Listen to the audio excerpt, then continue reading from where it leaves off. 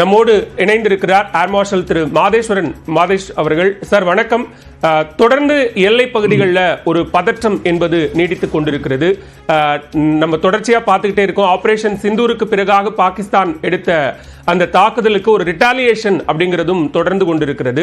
இன்றைக்கும் வெளியுறவுத்துறை தரப்பிலிருந்து நம்ம என்ன மாதிரியான நடவடிக்கைகள் எடுத்துக்கிட்டு இருக்கிறோம் அப்படிங்கிறத தொடர்ச்சியாக விளக்கி கொண்டே இருக்கிறார்கள். நீங்க உங்களோட அப்சர்வேஷன்ல எப்படி பார்க்கறீங்க சார் தற்போதைய நிலை? பாகிஸ்தானுடைய ஆக்ஷன்ஸ் ரெஸ்பான்ஸ் எல்லாமே இந்தியாவுக்கு எவ்வளவு அவங்க ஆபரேஷன் சிந்தூர்ல நல்லா அடி வாங்கினதுனால அது இந்தியாவுக்கு ஏதாவது ஒரு டேமேஜ் பெருசாக ஏற்படுத்தணும், இந்தியாவுக்கு ஒரு ப்ரெஷர் கொண்டு வரணும் இன்டர்நேஷ்னல் இதில், அந்த மாதிரி ஒரு ஆங்கிளில் தான் அவங்க ரெஸ்பான்ஸ் இருந்துட்டு இருக்கு. நம்மளுடைய ரெஸ்பான்ஸ் ரொம்ப கிளியராக அது எஸ்கலேஷன் பெருசாக எஸ்கலேட் ஆக விடக்கூடாது. பாகிஸ்தானுடைய ஆப்ஜெக்டிவ் எஸ்கலேட் பண்ணுங்கிறது. நம்ம மெஷர்ட் ரெஸ்பான்ஸில் அந்த எஸ்கலேஷனை கண்ட்ரோல் பண்ணிட்டு இருக்கோம்.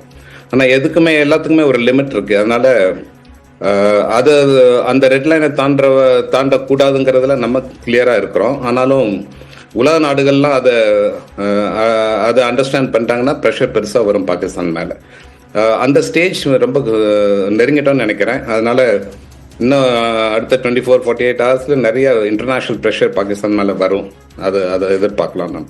அப்படி ஒரு பிரஷர் வரும்போது பாகிஸ்தான் தங்களது அந்த வேகத்தை குறைத்துக் கொள்வார்கள், தாக்குதலை முற்றிலுமாக நிறுத்தி விடுவார்கள் அப்படின்னு புரிஞ்சுக்கலாமா? ஆமா, கட்டாயம் நிறுத்தி தான் ஆகணும். ஏன்னா ரெண்டு நாடுகளும் நியூக்ளியர் வெப்பன் ஸ்டேட்ஸ். ஒன்று இப்போ இவங்க ரெஸ்பான்ஸ்ல நம்ம மிலிட்ரி பேசஸ்லாம் அட்டாக் பண்ண ஆரம்பிச்சிருக்காங்க. அதனால அதை நம்ம முறியடிச்சாலும் அது ஒரு ஆக்ட் ஆஃப் வார் ஆகுது ரொம்ப கிளியரா. இன்னும் வார் டிக்ளேர் பண்ணாமல் நம்ம அதுக்கு ரெஸ்பான்ஸ் பண்ணி நம்ம கண்ட்ரோல் பண்ணிக்கிட்டு இருக்கோம். அவங்களுடைய எந்தெந்த ஏரியாவிலேருந்து அவங்க அட்டாக் பண்ணுறாங்களோ அந்த இன்ஃப்ராஸ்ட்ரக்சர், அந்த ரெடார்ஸ் அதெல்லாம் டெஸ்ட்ராய் பண்ணிட்டு இருக்கோம். ஆனால் இது இன்னும் அடுத்த லெவலில் எஸ்கலேட் ஆச்சுன்னா அப்புறம் அது ரொம்ப ஒரு சீரியஸ் கிரைசிஸ் ஆகிடும். அதே நேரத்தில் நேற்றும் இன்றும் வெளியுறவுத்துறை தரப்பிலிருந்தும் அதே நேரத்தில் colonel Sofiya Qureshi, wing commander Vyomika Singh கொடுத்த விளக்கத்தின் அடிப்படையில் பாகிஸ்தான் சிவில் ஏர்லைன்ஸ் பயன்படுத்தக்கூடிய அந்த விமான பாதைகளை இந்த மாதிரியான ஒரு தாக்குதலுக்கு பயன்படுத்துறாங்க, அதை ஒரு கவசமாக பயன்படுத்துறாங்க அப்படிங்கிற சில தகவல்களையும் பகிர்ந்திருந்தார்கள். அது அவர்கள் தொடரும் பட்சத்தில் பாகிஸ்தானுக்கு மிகப்பெரிய அளவில் எதுவும் பாதிப்பு ஏற்படுமா? போர் அவங்கள பொறுத்த வரைக்கும் இது கிட்டத்தட்ட ஒரு போர் சிச்சுவேஷன் ஆயிடுது கிளியரா. அதனால சிவில் டிராபிக் யூஸ் பண்ற பிடிஆர்னு சொல்றது, ப்ரீ டிட்டர்மின்ட் ரூட்ஸ்ங்கிறது, அது அட்வான்டேஜா எடுத்து அது மூலமா அவங்க யூஸ் பண்றாங்கிறது அதனுடைய அர்த்தம் அவங்க எக்ஸ்பிளைன் பண்ணது. அப்படி பண்ணும்போது நம்ம அதுக்கு தகுந்த மாதிரி நடவடிக்கை எடுத்து தான் ஆகணும். அதனால என்ன ஆகுது, அப்போ ஒரு ஸ்டேஜ்க்கு அப்புறம் பிடிஆர்ல ஃபுல் ஏர் ஸ்பேஸ் எல்லாமே அட்வர்சரி ஏர் ஸ்பேஸ் நம்ம டிக்ளேர் பண்ணிட்டோம்னா அப்போ அவங்க சிவில் டிராஃபிக்கே போக முடியாது, அவங்க யூஸ் பண்ண முடியாது. அதில் எது வந்தாலும் நம்ம அதை ஷூட் டவுன் பண்ண முடியுங்கிற ஒரு வார்னிங் நம்ம கொடுக்க வேண்டியதாக இருக்கும். ரொம்ப குரூஷியலாக ஒரு 26 இடங்களை எல்லை பகுதிகளில் குறி வச்சாங்க. நேற்று சொல்லும்போது அவங்க அந்த அனுப்பின ட்ரோன் அப்படிங்கிறது துருக்கியில் தயாரிக்கப்பட்ட அந்த வகை ட்ரோன்களை 36 இடங்கள் டார்கெட் பண்ணப்பட்டதா நேற்று சொன்னாங்க. இன்றைக்கும் கூட தொடர்ச்சியாக ஜம்மு உள்ளிட்ட எல்லை பகுதிகளில் ஒரு 26 இடங்களை அவர்கள் இலக்கு வைத்து தாக்குதல் நடத்தி இருக்கிறார்கள் அப்படின்னு சொல்லியிருக்காங்க. ஸோ இன்றைக்கும் அது தொடரும் அப்படிங்கிற ஒரு சூழல் இருக்கா? அவங்களுடைய ஆப்ஜெக்டிவ் நம்ம பார்டர் ரீஜனில் இருக்கிற பேசஸ் எல்லாமே கொஞ்சம் டேமேஜ் பண்ணி கொஞ்சம் இம்மொபிலைஸ் பண்ணோம்னா, சப்போஸ் அடுத்த லெவலுக்கு எஸ்கலேட் ஆச்சுன்னா இப்போ அவங்களுக்கு அட்வான்டேஜாக இருக்கிற ஆங்கிள் அவங்க பண்ணுறாங்க. அதை நம்ம டிஃபெண்ட் பண்ணி நம்ம அதை முறியடிக்க வேண்டியது தான் நம்மளுடைய ஸ்ட்ராட்டஜி. ரொம்ப பெருசாக எஸ்கலேட் பண்ண விட்டோம்னா அப்புறம் அது ஒரு கிரைசிஸ் ஆகிடும், இன்டர்நேஷ்னல் கிரைசிஸ் ஆகிடும். அவர்களுடைய எல்லா முயற்சிகளையும் நம்ம முறியடிக்கிறோம். தொடர்ச்சியா ட்ரோன் மாதிரியான தாக்குதலை இங்க இருக்கக்கூடிய ஏர் டிஃபென்ஸ் சிஸ்டம் மூலமா முறியடிக்கிறோம். அடுத்த கட்டத்துக்கு அது போக விடாம தடுக்கிறோம். ஆனாலும் பாகிஸ்தானினுடைய இந்த தொடர் முயற்சிகள் அப்படிங்கிறது நம்முடைய ராணுவ தளவாடங்களை இன்னும் கூடுதலா பயன்படுத்துறதுக்கு உந்துது அப்படின்னு பார்க்க வேண்டியிருக்கா? அதுதான் அவங்களுடைய ஆப்ஜெக்டிவ். ஆனா நம்ம கேர்ஃபுல்லா நம்ம கண்ட்ரோல் பண்ணிட்டு இருக்கோம். அதனால இனி அவங்க இதை இன்னும் எஸ்கலேட் பண்ணோம்னா அது அவங்களுக்கே தெரியும் அது ரொம்ப டேஞ்சரஸ் ஆகும்ட்டு. அதை நம்ம பொறுத்திருந்து தான் பார்க்கணும், இன்னைக்கு நாளைக்கும் பார்க்கணும். அடுத்த லெவலுக்கு அவங்க எஸ்கலேட் பண்ணா லாங் ரேஞ்ச் மிசைல்ஸ் அவங்க யூஸ் பண்ணா அவங்களுடைய ஏர்கிராஃப்ட் லான்ச் பண்ணி நம்ம பார்டரை கிராஸ் பண்ண வச்சாங்கன்னா அதெல்லாம் பெரிய எஸ்கலேஷன் ஆகும். அது பண்ண மாட்டாங்கன்னு நினைக்கிறேன். அவங்களுக்கும் அது புரியுது, அதனுடைய எஸ்கலேஷன், அதனுடைய டேஞ்சர் அதிலிருந்து வர்றது கிளியராக புரியுது. அதனால இன்னைக்கும் நாளைக்கும் பார்க்க வேண்டியதுதான். என்னை பொறுத்த வரைக்கும் இது வந்துட்டு அடுத்த 24-48 ஹவர்ஸில் இது எல்லாமே ஸ்டாப் ஆகிடும்னு நினைக்கிறேன். ஒரு அன்அனௌன்ஸ்டு வார் அப்படின்னு இதை விக்ரம் மிஸ்ரி சொல்றாரு. பாகிஸ்தான் எடுக்கக்கூடிய முயற்சிகளுக்கு பதில் மட்டும்தான் நம்ம கொடுக்குறோம், நம்ம எங்கேயும் இதுவரைக்கும் தாக்குதல் நடத்தல, ராணுவ முகாம்கள் மீதோ அல்லது சிவிலியன்ஸ் மேலேயோ எந்த இடத்துலையும் தாக்குதல் நடத்தல. ஆனால் மாற பாகிஸ்தான் இங்க இருக்கக்கூடிய அப்பாவி மக்கள் பலியாகக்கூடிய வகையில் நடவடிக்கை எடுக்கிறாங்க அப்படிங்கிற ஒரு குற்றச்சாட்டை சொல்லியிருந்தாரு. நேற்றும் கூட ஒரு அரசு அதிகாரி ஜம்முவில் உயிரிழந்திருக்கிறாரு. அதை எப்படி பார்க்க? அவர் சொல்றது அப்சல்யூட்லி கரெக்ட். ஆனால் நம்ம உலகமே இதை அப்ரிஷியேட் பண்ண நினைக்கிறேன். ஏன்னா ரொம்ப கிளியரா அவர் சொல்ற மாதிரி ரொம்ப மெஷர்ட் ரெஸ்பான்ஸ்ல நம்ம இதை கண்ட்ரோல் பண்ணிட்டு இருக்கோம். எஸ்கலேஷனை கண்ட்ரோல் பண்ணுங்கிறது தான் முக்கியமான ஆப்ஜெக்டிவ் நம்ம சைட்ல இருந்து. நம்ம ரெஸ்பான்ஸ் கொடுத்துட்டோம். பஹல்காம் அட்டாக்கு சில முக்கியமான டெரரிஸ்ட் கேம்ப்ஸ், டெரரிஸ்ட் லீடர்ஸ்லாம் அழிச்சாச்சு. அதனால அவங்களுக்கு அது பெரிய அடி. அது ஆக்சுவலா இந்த சமயத்தில் அவங்க எஸ்கலேட் பண்ண முயற்சிக்கிறது சிச்சுவேஷனை கம்ப்ளீட்டா நம்ம கண்ட்ரோல் இருந்து வெளியில எடுக்கணுங்கிறது தான். ஆனால் அதனால ரொம்ப நல்லாவே நம்ம பார்த்துட்டு இருக்கோம். இந்த ப்ராசஸ்ல சில லாசஸ் ஏற்பட தான் செய்யும். அது அன்ஃபார்ச்சுனேட். பட் இந்த லாசஸை மினிமைஸ் பண்ண பார்க்கணும் நம்ம. அதே போல ஜம்மு, பஞ்சாப், ராஜஸ்தான், குஜராத் பகுதிகளில் எல்லையோரத்தில் இருக்கக்கூடிய நிறைய மிலிட்ரி பேசஸ், ஏர் பேசஸ் மாதிரியான இடங்களை டார்கெட் பண்றது அப்படிங்கிறது ஏற்கனவே இங்க இருக்கக்கூடிய ஸ்லீப்பர் செல்ஸ் மாதிரியான ஆட்கள் மூலமா அது ஐடென்டிஃபை பண்ணப்பட்டிருக்குமா? எப்படி மிக துல்லியமாக அந்த இடங்களை அவங்க இலக்கு நிர்ணயிக்கிறாங்க? இதெல்லாம் மிலிட்ரி இன்டெலிஜென்ஸ்ல இதெல்லாம் தெரிஞ்ச விஷயம். இது ஒன்றும் பெரிய சீக்ரெட் கிடையாது. நம்மளுக்கும் அவங்களுடைய எல்லா பேசஸ்லாம் எங்க இருக்கு, என்ன மாதிரி லொகேஷன் இருக்கு தெரியும், அவங்களுக்கும் தெரியும். வந்து ஜெய்சல்மேர், உத்தர்லாய் இதெல்லாம் well known military bases and locations தெரியும். அதனால அதை டார்கெட் பண்றது ஒன்றும் அவ்வளவு பெரிய கடினம் கிடையாது. ஆனால் அதை லான்ச் பண்ணி அட்டாக் பண்ணுங்கிறது நம்மளுடைய டிஃபென்ஸஸ் எப்படி அதை டேக்கிள் பண்றதுங்கிறத பொறுத்து இருக்கு. அது நல்லாவே நம்ம டேக்கிள் பண்ணிருக்கோம். ஆனால் இது எக்ஸ்பெக்டட். ஏன்னா நம்மளுடைய ஃபார்வர்ட் லொகேஷன்ஸை பின்னாடி புஷ் பண்ணாங்கன்னா அது இன்னும் பெரிய லெவலில் எஸ்கலேட் ஆகி வார் சுச்சுவேஷனுக்கு வரும்போது நம்மளுடைய ஃபார்வர்ட் பேசஸ் அவ்வளோ ஈஸியாக அவைலபிளாக இல்லைன்னா நம்மளுக்கு ஒரு பிளாக்கேஜ் ஆகும், நம்மளுடைய அட்வான்சஸ் கொஞ்சம் ஸ்டாப் ஆகுங்கிற அந்த ஆங்கிள் அவங்க பண்ணுறாங்க. அது நடக்கலை. அதுதான் இப்போ நடக்கிற விஷயம். தொடர்ச்சியா எல்லையில் இருக்கக்கூடிய மக்களுக்கு போர் பாதுகாப்பு ஒத்திகை கொடுக்கப்பட்ட நாளிலிருந்து அடுத்த நாளிலிருந்து அந்த பிளாக் அவுட்னு சொல்லப்படுற மின் துண்டிப்பு என்பது 2 நாட்களா நடத்தப்படுது. தொடர்ச்சியா அது இன்றும் தொடரும் பட்சத்தில் அந்த மக்களுக்கு ஏற்படக்கூடிய அச்சத்தை போக்கும் வகையில நம்ம போதுமான அளவுக்கான அந்த மெஷர்மெண்ட்ஸ் எடுத்திருக்கோமா சார்? கட்டாயமா. இந்த பிளாக் அவுட் ப்ராசஸ்லாம் ஒரு வார் சுச்சுவேஷன்ல எப்பவுமே நம்ம பண்றது அது.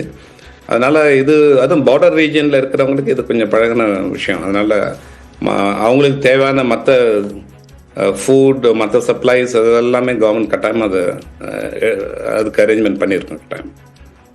அதே நேரத்தில் IFF மாதிரியான ஒரு நிதியத்தின் மூலமாக பாகிஸ்தானுக்கு கிடைக்கக்கூடிய நிதியை நிறுத்தணும் அப்படிங்கிற ஒரு கோரிக்கையை இந்தியா முன் வச்சிருந்தது. அதை தாண்டி இப்ப IMF பாகிஸ்தானுக்கான நிதியை விடுவிப்பதா அறிவிச்சிருக்காங்க.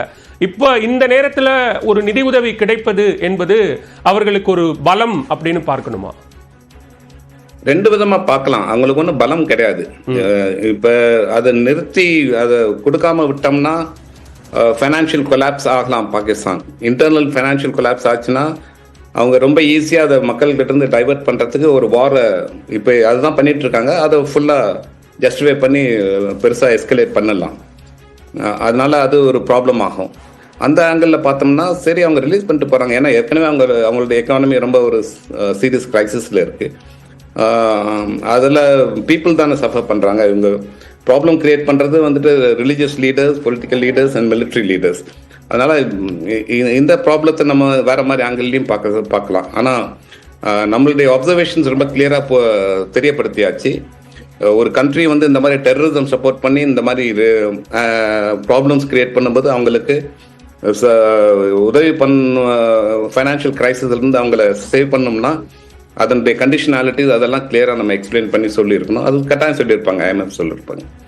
ஏன்னா வெறும் பணத்தை ரிலீஸ் பண்ணால் மட்டும் போதாது, அது எப்படி அவங்க யூஸ் பண்ணுறாங்கிறத மானிட்டரிங், அப்சர்வேஷன்ஸ் அதெல்லாம் இருக்கும். அதனால நிறைய ஸ்டேஜஸ் இருக்கு, அது ஃபுல்லாக அவங்களுக்கு யூஸ்ஃபுல்லாக ஆகுது. இப்போ பாகிஸ்தானுக்கான ஒரு பதிலடியா இந்தியா அடுத்தடுத்து சுதர்சன் சக்ரா மாதிரியான ஒரு ஏர் டிஃபென்ஸ் சிஸ்டத்தையோ அல்லது இன்னும் அதிகமான தளவாடங்களையோ பயன்படுத்தும் போது பாகிஸ்தான் ஒரு கையறு நிலைக்கு போனா அவர்களுக்கு தீவிரவாதிகள் உதவக்கூடும் அப்படிங்கிற ஒரு கருத்தும் சொல்லப்படுது. அது உண்மையா? அவங்க தீவிரவாதிகள் அவங்களுக்கு அவங்க எஃபெக்டிவ்லி அவங்களுடைய மிலிட்டரி ஆர்மியுடைய பார்ட் அண்ட் பார்சலாக தானே இருக்காங்க. இப்போ கார்கில் ப்ராப்ளம் நடந்தப்ப எல்லாமே பாகிஸ்தான் ஆர்மி அவங்களுடைய நேமை யூஸ் பண்ணி இன்க்ளூட் பண்ணது. முஜாஹிதீன் சொல்லிட்டே இருந்தாங்க, கடைசியில் பார்க்க போனால் நிறைய ஆர்மி பர்சனல். அதனால இதில் ரொம்ப கிளியராக செப்பரேட் பண்ணுறதுக்கு கிடையாதுன்னு நினைக்கிறேன். ஏன்னா ஸ்டேட் பாலிசியாக அவங்க ஃபாலோ பண்ணுறாங்க. இந்தியாவுக்கு எகென்ஸ்டாக டெரரிசம் ஒரு ஸ்டேட் பாலிசியாக ஃபாலோ பண்ணுறாங்க. அதனால் இதில் ஆர்மி ரொம்ப இன்டிமேட்டாக இன்வால்வ்டாக இருக்குது. அதனால் போர்னு வந்ததுன்னா அவங்கள கட்டாயமாக யூஸ் பண்ணுவாங்க. இப்போதைக்கு இந்தியா எடுத்து வரக்கூடிய நடவடிக்கைகள், அது முப்படைகளினுடைய பாதுகாப்பு விஷயங்கள்லையும் சரி, மற்ற விஷயங்கள்லையும் சரி, அதே நேரத்தில் உலக நாடுகளிடம் என்ன நடக்குது, இந்தியா பாகிஸ்தான் இடையில என்ன நடக்குது அப்படின்னு விளக்கக்கூடிய விஷயங்களும் சரியான முறையில் தான் நடந்துட்டு இருக்குன்னு பார்க்குறீங்களா? ரொம்ப நல்லாவே கவர்மெண்ட் பண்ணிட்டு இருக்கு. 3 ஆர்மி, நேவி, ஏர்ஃபோர்ஸ் ரொம்ப ரொம்ப நல்லாவே டேக்கிள் பண்ணுறாங்க. ரெஸ்பான்ஸ் ஸ்ட்ராட்டஜிக் மைண்ட் செட்டோட நல்ல மெஷர்டாக நடக்குது. அதில் அதை பொறுத்த வரைக்கும் யாரும் எந்த ஒரு அப்சர்வேஷன் சொல்ல முடியாது. பிரைம் மினிஸ்டர் ரொம்ப நல்லாவே லீட் பண்ணுறாரு. இன்னும் எத்தனை நாட்கள் எல்லையில் இந்த பதற்றம் நீடிப்பதற்கான வாய்ப்பு இருக்கிறது? எப்போ இது முடிவுக்கு வரும்னு எதிர்பார்க்கலாம் சார்? என்னை பொறுத்த வரைக்கும் என்னுடைய அனாலிசிஸில் அடுத்த 24 hours க்ரூஷியல். 48 ஹவர்ஸில் இது முடிஞ்சிடும்னு நினைக்கிறேன். அவங்களுக்கு இவ்வளோ நாள் இனி அவங்க லிமிட் ரீச் பண்ணிட்டாங்க, எவ்வளோ தூரம் எஸ்கலேட் பண்ண ட்ரை பண்ணலாங்கிறது. இதுக்கு மேலே போனாங்கன்னா அது ஒரு டேஞ்சரஸ் எஸ்கலேஷன் ஆகும். அதனால இன்டர்நேஷ்னல் ப்ரெஷர்ஸ் ரொம்ப பெருசாகவே வரும். இது ஸ்டாப்புக்கு வந்துடும் அடுத்த 24-48 ஹவர்ஸில். நேற்றைக்கு சொல்லும்போது அவங்க பயன்படுத்தின ட்ரோன்ஸ் எல்லாமே டர்க்கிஷ் மேட் அப்படின்னு சொல்லப்பட்டது. இப்போ ஏற்கனவே சீனா நமக்கு தெரியும், அவர்களுக்கான அந்த ராணுவ தளவாடங்களில் உதவக்கூடியவர்கள். இப்போ சீனா, துருக்கி மாதிரியான நாடுகள் பாகிஸ்தானை பேக் பண்ணுறாங்க இந்த விஷயத்தில் அப்படின்னு புரிஞ்சுக்கலாமா? அப்படி சீனா, பாகிஸ்தான், சைனாவுடைய அவங்களுடைய ஸ்ட்ராட்டஜிக் பார்ட்னர்ஷிப் தெரிஞ்ச விஷயம். ஆனால் இந்த அட்வென்ச்சரில் அவங்களுடைய டெரரிஸ்ட் ஆக்டிவிட்டீஸ், அப்புறம் இப்போ நடக்கிற அவங்களுடைய எஸ்கலேட்டரி ஆக்டிவிட்டீஸ், இதில் அந்த நாடுகளுடைய சப்போர்ட் இருக்குன்னு நம்ம எடுக்க முடியாது. அவங்களுடைய பொசிஷன் ராணுவ தளவாடங்கள் எந்த நாட்டுக்கும் வைக்கலாம், அது மற்ற கண்ட்ரிஸ் மூலமாக அவங்களால வாங்க முடியும். ஆனால் இன்டைரக்ட் ஒரு மாரல் சப்போர்ட் இருக்கலாம். ஆனால் அஃபிஷியலாக அவங்க பொசிஷன் அவங்க சப்போர்ட் பண்ணுறாங்கிறது அவங்களுடைய ஸ்டேட்மெண்ட்ஸ் பார்த்தோம்னா அந்த மாதிரி கிடையாது என்னை பொறுத்தவரை. இப்போ ஒரு பாதுகாப்புத்துறை வெளியிட்டிருக்கக்கூடிய அதிகாரப்பூர்வ தகவலின் அடிப்படையில் ஏற்கனவே தொடர்ச்சியாக கிட்டத்தட்ட ஒரு 26 ஆண்டுகளாக இந்தியாவில் நடந்த ஒரு முக்கியமான தீவிரவாத தாக்குதலில், கந்தகார் விமான கடத்தல் தொடங்கி நாடாளுமன்ற கட்டட தாக்குதல் வரைக்குமாக ஈடுபட்ட தீவிரவாதிகள் இந்த ஆபரேஷன் சிந்தூரில் கொல்லப்பட்டிருக்கிறார்கள் அப்படிங்கிற அவங்களோட ஒரு ஃபுல் டீட்டெயிலை வெளியிட்டிருக்காங்க பாதுகாப்புத்துறை. அதை எப்படி பார்க்குறீங்க? இது ஏற்கனவே தெரிஞ்ச விஷயம். ஆனால் இதை ஃபுல்லாக லிஸ்ட் அவுட் பண்ணி பாகிஸ்தானுடைய நடவடிக்கையில் எந்த சேஞ்சும் கிடையாதுங்கும் போது இதை உலகத்துக்கு திருப்பி ரிமைண்ட் பண்ண வேண்டிய அவசியமாக இருக்குது. ஏன்னா ஒவ்வொரு கார்கில் என்ன ஆச்சுன்னு உலகத்துக்கே தெரியும். ஆனால் இப்போ அதை மறந்துட்டு இப்போ இது புதுசாக ஒரு ஃபர்ஸ்ட் டைம் நடக்கிற ஆக்ஷன் மாதிரி அவங்க பார்த்தாங்கன்னா அதுக்கு ட்ரீட்மெண்ட்டே வேறு மாதிரி ஆகும். அதனால் இதை உலகத்துக்கு தெரியப்படுத்துறது இந்த கண்ட்ரி இந்த ஒரு எபி சென்டர் ஆஃப் டெரரிசம்ங்கிற நம்ம சொல்கிறதுல அது எவ்வளோ ஸ்ட்ராங்கான ஆர்குமெண்ட் இருக்குங்கிறத தெரியப்படுத்துறதுக்கு இந்த மாதிரி ஒரு ஹிஸ்ட்ரி ட்ராக் ரெக்கார்டை நம்ம காமிச்சு தான் ஆகணும். அது கட்டாயம் தேவை இந்த சமயத்தில். அதே நேரத்தில் பொருளாதார ரீதியாக, வர்த்தக ரீதியாக ஏற்படக்கூடிய பாதிப்புகளை ஏற்கனவே ஒரு வீக்கர் கண்ட்ரியாக இருக்கிறது. மிகப்பெரிய அளவில் ஒரு பொருளாதார வீழ்ச்சியை சந்திச்சு இப்போதான் அவங்க மேலெழுந்து வரக்கூடிய நிலையில் பாகிஸ்தான் இருக்காங்க. அங்கே இருக்கக்கூடிய அரசியல் பொருளாதார சூழல் அப்படிங்கிறது இந்த போர் மூலமாக மீண்டும் ஒரு பின்னடைவை சந்தித்திருக்கிறது அப்படின்னு பார்க்கணுமா? கட்டாயமா. இதுதான் இப்போ இந்த கிரைசிஸ் ரிசால்வ் ஆகுதுன்னு வச்சுக்கோங்க, இதில் ஸ்டாப் ஆகுது. பீப்புளுடைய அட்டென்ஷன் திருப்பியும் அவங்களுடைய எக்கனாமிக் கண்டிஷன் தான் பார்ப்பாங்க. அப்போ அவங்களுக்கு புரியும் அது இவங்க அனாவசியமாக இந்தியாவுடைய கோபத்தை சீண்டி அனாவசியமாக இந்த மாதிரி ப்ராப்ளம்ஸை கொண்டு பண்ணுறதுனால இன்னமும் எக்கனாமிக் கன்ஸ்ட்ரெயின்ஸ் தான் வரும். அதனால் இது ஒரு டிபேட்டபிள் சுச்சுவேஷன் ஆகும். என்னன்னா ஆர்மிக்கு எகென்ஸ்டாக நிறைய ஒரு அதிருப்தி இருக்குது பாகிஸ்தானி மக்கள்கிட்ட. ஆனால் அதை கேமஃப்ளாஜ் பண்ணுறதுக்காக அவங்களுடைய அட்டென்ஷன் டைவர்ட் பண்ணுறதுக்காக இப்போ இந்த மாதிரி ஒரு ஆக்ஷன் பண்ணிருக்காங்க. ஆனால் அது எவ்வளோ நாளைக்கு தாங்குங்கிறத நம்ம பொறுத்து இருந்து தான் பார்க்கணும். அது எக்கனாமிக் சுச்சுவேஷன் பொறுத்து தான் இருக்குது. நம்ம இந்தியா ஃபர்ஸ்ட் டைமா S-400 மாதிரியான ஒரு டிஃபென்ஸ் சிஸ்டத்தை பயன்படுத்தியிருக்கோம். அதே நேரத்தில் அவங்க HQ-9P அப்படிங்கிற ஒரு சைனாவுடைய HQ-9 ஒரு பாகிஸ்தான் மேடை அவங்க பயன்படுத்துறாங்க. ஸோ இது ரெண்டுத்துக்குமான வித்தியாசமா நம்ம எதை முக்கியமா பார்க்கலாம் சார்? கம்பேரிசன் கிடையாது. HQ-9 அது Chinese remake of Russian air defence system. அது இதை விட பழசு. S-400 state of the art, இப்போ இருக்கிற இதுலேயே உலகத்துலேயே இருக்கிற சிறந்த ஒரு ஏர் டிஃபென்ஸ் மிசைல் சிஸ்டம். அதனால் அது ரெண்டுக்கும் கம்பேரிசன் கிடையாது. அது இது ரொம்ப ஸ்பீடு. S-400 ரொம்ப ஸ்பீடு. இப்போ HQ-9 சிஸ்டமை நம்ம டிசேபிள் பண்ணிட்டதா MOD அறிவிச்சிருக்கு. அதனால அது எப்படி இன்னும் அந்த மாதிரி மற்ற சிஸ்டம்ஸ் நம்மளால பண்ண முடியுங்கிறது அது தெரிவிக்கும். இப்போ ஏற்கனவே நீங்க சொன்னது போல பொருளாதார ரீதியாகவும் பின்தங்கி இருக்கக்கூடிய நிலையில ராணுவ தளவாடங்களை அதிகமா பயன்படுத்துறதுக்கும் அவர்கள் யோசிக்கக்கூடிய நிலை வந்திருக்கா? வரும் கரெக்டாக. ஆனால் இதுக்கெல்லாம் அவங்க ஏற்கனவே பாகிஸ்தான் ஒரு காம்ப்ளெக்ஸ் கண்ட்ரி. ஏன்னா இப்போ fight against terrorism, global war against டெரரிசம்ங்கிற அமெரிக்கன் ஸ்ட்ராட்டஜியில் பாகிஸ்தான் ஒரு ஃப்ரண்ட்லைன் ஸ்டேட்டாக அறிவிச்சதுலேருந்து அவங்க அதை ஒவ்வொரு தடவை அவங்க அதை யூஸ் பண்ணி அதுக்கான தளவாடங்களை அவங்க நிறையா அவங்களுக்கு சேர்த்து வச்சுக்கிறாங்க. ரஷ்யன் ஃபோர்ஸஸ் எகெயின்ஸ்டாக அமெரிக்கா வந்துட்டு முஜாஹிதீனை டெவலப் பண்ணி அவங்களுக்கு அதை டீல் பண்ணுறோங்கிற இதில் ஏகப்பட்ட தளவாடங்கள் பாகிஸ்தான் வந்து சேர்ந்துருக்கு. அதனால் நிறைய ஆங்கிளில் அவங்க வந்துட்டு சோர்சஸ் கிரியேட் பண்ணிக்கிறாங்க அந்த இதில். அதனால் அவங்களுக்கு ஒரு இராணுவ தளவாடங்கள் நிறையவே இருக்கும் ஒன்று. ஆனால் முக்கியமாக விமானங்கள்னு வரும்போது அது எந்த கண்ட்ரியிலேருந்து வாங்கியிருக்காங்களோ அவங்ககிட்டருந்து வர்ற ஸ்பேர் பார்ட்ஸ் தான் அவசியம் தேவைப்படும். அதனால் F-16 அதெல்லாம் லிமிட்டட் கேப்பபிலிட்டிஸ் தான் இப்போ இருக்கும். US வந்துட்டு இப்போ தான் ரீசெண்டாக ரிலீஸ் பண்ணிருக்காங்க சில சப்போர்ட், $400 million நம்ம சப்போர்ட் ரிலீஸ் பண்ணிருக்காங்க. அதனால் அந்த விதத்தில் ஏர்ஃபோர்ஸ் கொஞ்சம் கன்ஸ்ட்ரெயின்டாக இருக்கும். அதே சமயத்தில் சைனா வந்துட்டு சைனாட்டிருந்து ரீசெண்டாக J-10 மற்ற தளவாடங்கள்லாம் வந்திருக்கு, J-10 ஏர்க்ராஃப்ட் அதெல்லாம். அதனால் இது ஓரளவுக்கு அவங்களுக்கு பாதிக்கும், ஓரளவுக்கு அவங்களுக்கு சில சப்போர்ட் சிஸ்டம்ஸ் இருக்கிறதுனால தளவாடங்கள் வரவும் செய்யும். அதே நேரத்தில் நேற்றைக்கு திரு விக்ரம் மிஸ்ரி பேசும்போது சொன்னது, இங்கே இருக்கக்கூடிய பள்ளிகள், குருத்வாராக்கள் மாதிரியான இடங்களை பாகிஸ்தான் இலக்கு வைக்கிறாங்க. அந்த பாகிஸ்தானில் கோயில்கள் அல்லது குருத்வாராக்கள் மேலே டார்கெட் பண்ணப்பட்டதாக சொல்லப்பட்டது தவறு. ஒரு மத ரீதியாக இந்த விஷயத்தை திசை திருப்ப பாகிஸ்தான் முயற்சிக்கிறது அப்படிங்கிற சில குற்றச்சாட்டுகளையும் அவர் சொல்லியிருந்தார். அதை எப்படி புரிஞ்சுக்கணும்? அது கட்டாயமா, அது அவர் சொல்றது கரெக்ட். அது அவங்க இப்ப இருக்கிற அவங்களுடைய ஆக்ஷன்ஸ் எல்லாமே இந்தியாவை எப்படி ஒரு அக்யூஸ்டா காமிக்கணும் உலகத்துல, இந்தியா வந்துட்டு இதுதான் ரெஸ்பான்சிபிள் இந்த கிரைசிஸ்ங்கிறதுக்காக எல்லா விதமான ஆங்கிள்லையும் அவங்க பண்ண முடியும். ரெண்டாவது ரிலிஜியஸ் இது ஸ்ட்ரைன்ஸ், அப்புறம் ஸ்கூல்ஸ், சிவிலியன்ஸ்க்கு நிறைய கேஷுவலிட்டிஸ் பண்ணோம்னா நம்ம மக்கள்கிட்டயே அதிருப்தி வரலாங்கிற ஆங்கிள் அவங்க பண்றதுக்கு அது ஒரு ஸ்ட்ராட்டஜி. இப்போதைக்கு இந்த பெஹல்காம் தாக்குதல், ஆபரேஷன் சிந்தூர், அதை தொடர்ந்து 2 நாட்களாக நடக்கக்கூடிய இந்த போர் பதற்றம் எல்லாத்தையுமே பெரும்பாலான உலக நாடுகள் ஒரு அப்சர்வரா இருந்து மட்டும்தான் பார்த்துக்கிட்டு இருக்கிறாங்க. பெருமளவில் எதுவும் கருத்து சொல்வதோ அல்லது ஒரு சமரச முயற்சிகளில் ஈடுபடுறதோ எதுவும் ஈடுபடலை. அப்படி அதை வெறும் அப்சர்வ் பண்றதுக்கு மட்டும் என்ன காரணமா இருக்கும்? மிக முக்கியமான காரணம் எல்லா நாடுகளுக்குமே தெரிஞ்சிருக்கு இதில் யார் கரெக்டான பொசிஷனில் இருக்கிறாங்க. இந்தியாவுடைய பொசிஷன் கரெக்டுங்கிறது தெரியும். அதே சமயத்தில் ரொம்ப ஓப்பனாக இந்தியாவுக்கு சப்போர்ட்டாக இது பண்ணாங்கன்னா அப்புறம் மற்ற நாடுகள் வந்துட்டு ஒரு 2 சைட்ஸ் எடுக்கிற மாதிரி ஒரு சுச்சுவேஷன் உருவாகலாம்.